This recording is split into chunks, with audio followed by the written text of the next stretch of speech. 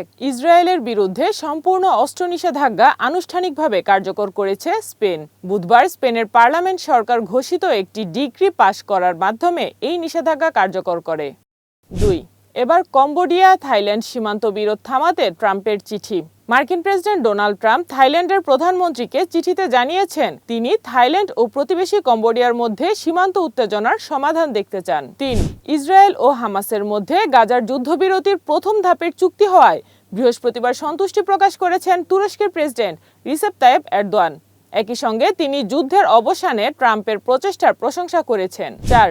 গাজার civil defence সংস্থা জানিয়েছে হামাস ও ইসরায়েল যুদ্ধবিরতি পরিকল্পনায় সম্মত হওয়ার ঘোষণার পর বৃহস্পতিবার এই অঞ্চলটিতে বেশ কয়েকটি হামলার ঘটনা ঘটেছে। 5. ট্রাম্পের প্রশাসন বুধবার জানিয়েছে তারা স্টেট ডিপার্টমেন্টের একজন কর্মকর্তাকে বরখাস্ত করেছে।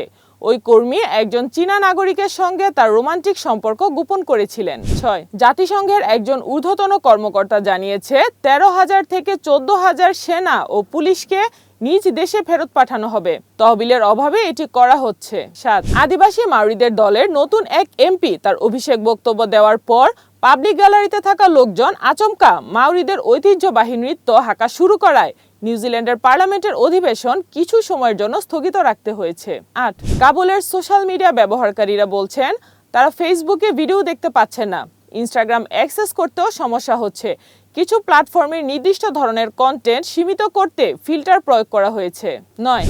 গত মাসে অভিযুক্ত হওয়ার পর কোমি ভার্জিনিয়ায় আলেকজান্দ্রিয়া আদালতে প্রথম হাজিরা দেন। বিচার শুরুর দিন ধার্য হয়েছে আগামী 5 জানুয়ারি। 10. ইহুদিদের ধর্মীয় উৎসব সুক্কুট উপলক্ষে ফিলিস্তিনের পশ্চিম তীরের হবেরনে অবস্থিত ঐতিহাসিক ইব্রাহিমী মসজিদ বন্ধ করে দিয়েছে ইসরায়েল। বুধবার সকালে ইসরায়েলি সেনারা মসজিদে যাওয়ার সব প্রবেশপথ ও রাস্তা বন্ধ করে দেয়।